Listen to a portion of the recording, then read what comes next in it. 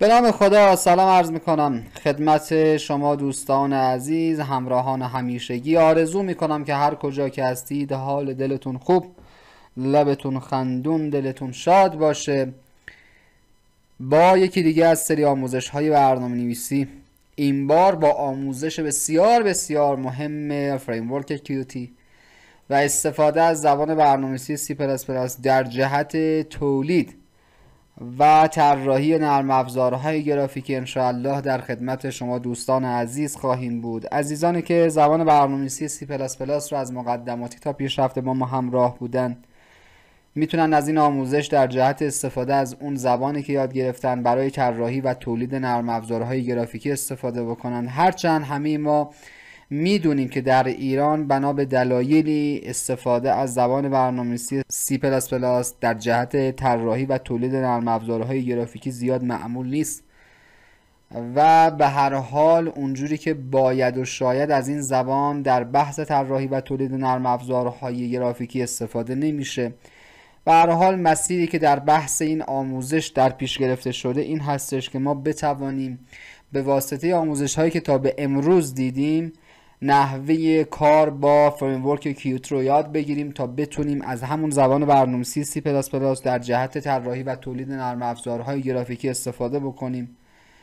من مطمئن هستم شما دوستان عزیز بعد از دیدن این آموزش و به هر حال یادگیری زبان برنامه‌نویسی C++ مقدماتی تا پیشرفتی که در آموزش‌های قبلی بوده و در اختیار شما قرار گرفته، دیدگاهتون نسبت به زبان برنامه‌نویسی C++ تغییر خواهد کرد. مطمئن باشید با استفاده از زبان برنامه‌نویسی C++ و فریمورک کیوت میتونید به راحتی نرم افزارهای بسیار بسیار قدرتمندی طراحی و تولید بکنید و من مطمئن هستم کسانی که زبان برنامه‌نویسی مقدماتی تا پیشرفته رو پشت سر گذاشته باشن، اون هم مقدماتی تا پیشرفته C++، زمانی که بیان و با کیوت آشنا بشن و بخوان طراحی نرم افزار انجام بدن، به هیچ عنوان دیگه سراغ هیچ زبان برنامه‌نویسی دیگه یا فریمورک دیگه برای طراحی و تولید نرم افزارهای خودشون نخواهند رفت. ما کیوت رو کامل بهتون معرفی خواهیم کرد، بهتون میگیم که چه فریمورکی هستش. خب به هر حال تا قبل از معرفی آیدی های بسیار قدرتمند همانند ویژوال استودیو و کیوت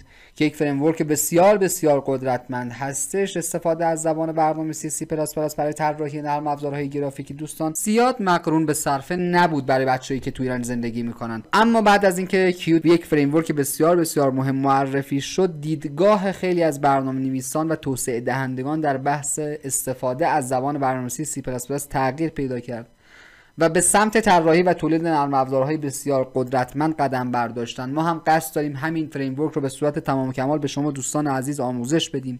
0 تا 100 محیط برنامه‌نویسی کیوت یا فریمورک کیوت رو بهتون آموزش خواهیم داد.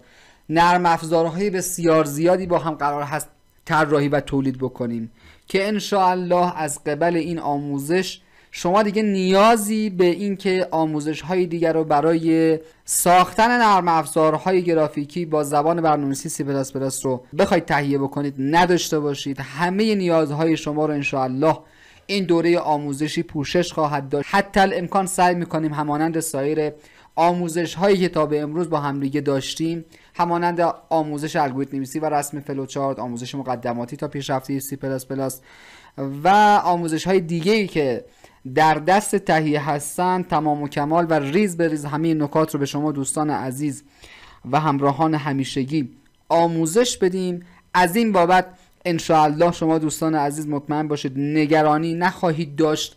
من سعی میکنم تمام تجربه 10-12 سالی خودم رو در بحث برنامه‌نویسی و استفاده از فریمورک های مختلف و این فریمورک جدید با نام کیوتی به طور تمام و کمال در اختیار شما دوستان عزیز قرار بدم. یک معرفی کلی در رابطه با این آموزش داشته باشیم و بعد از اون هم ان شاء الله از جلسه بعد شروع بکنیم در رابطه با مقدمات فریمورک کیوت و تفاوت‌هایی که بعضی از کلاس ها در کیوت با کلاس ها در زبان برنامه‌نویسی C++ داره صحبت خواهیم کرد. عزیزان ببینید یک سری تفاوت‌ها در بحث کلاس‌ها در زبان برنامه‌نویسی C++ و استفاده از فریمورک کیوت وجود داره که همه اینها رو به موقع بهتون آموزش خواهیم داد. نگران نباشید، چیز خاصی نیست که الان بگیم می‌خوایم یک آموزش جدیدی در بحث کلاس‌ها داشته باشیم. خیر، عیناً همون آموزش هایی که در بخش مربوط به پیشرفته زبان برنامه‌نویسی C++ داشتیم اینجا هم به عینه ازشون استفاده خواهیم کرد. به موقع توضیحات رو به صورت کامل خدمت شما دوستان عزیز ارائه خواهم داد. بچه‌ها این آموزش در 11 فصل به صورت تمام و کمال در اختیار شما دوستان عزیز قرار خواهد گرفت ان شاء الله.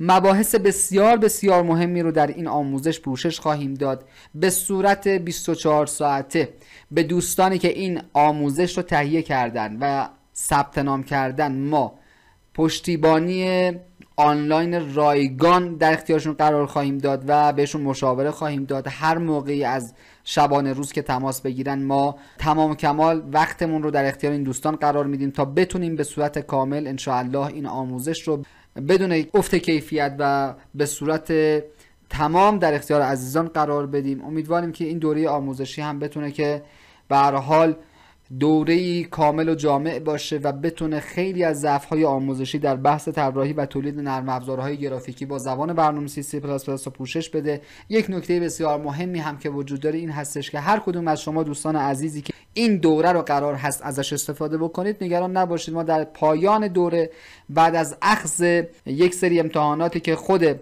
گروه برنامه‌نویسی کدنویسم انجام خواهد داد از شما دوستان عزیزی که این دوره را پشت سر میذارید هم به صورت کلی مدرک فنی و حرفه‌ای به درخواست خود شما دوستان عزیز در اختیارتون قرار خواهد داد. همین که ما میتونیم از ظرفیت شما دوستان عزیز در گروه برنامه‌نویسی کدنویسم استفاده بکنیم و شما میتونید ان شاء الله در پایان این دوره و حتی دوره هایی که تا امروز کار کردیم به جمع گروه برنامه‌نویسی کدنویسم که یکی از کامل ترین گروه های برنامه‌نویسی در ایران هستش بپیوندید و درآمد خودتون رو هم ان شاء الله داشته باشید. بیشتر از این بچه‌ها مصدق اوقاتتون نمیشم، تا همین اندازه به نظر من توضیحات در رابطه با این دوره کافی هستش. ان شاء الله از قسمت بعد مقدمات استفاده از فریمورک کیوت رو خدمت شما دوستان عزیز ارائه خواهیم داد.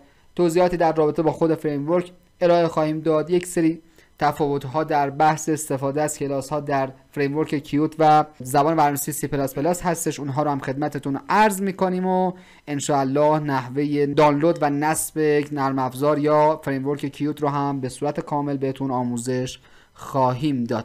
امیدوارم که با این دوره آموزش تا پایان با ما همراه باشید. تا دیداری دوباره شما رو به خدای مهربان میسپارم. خدا یار و نگهدارتون.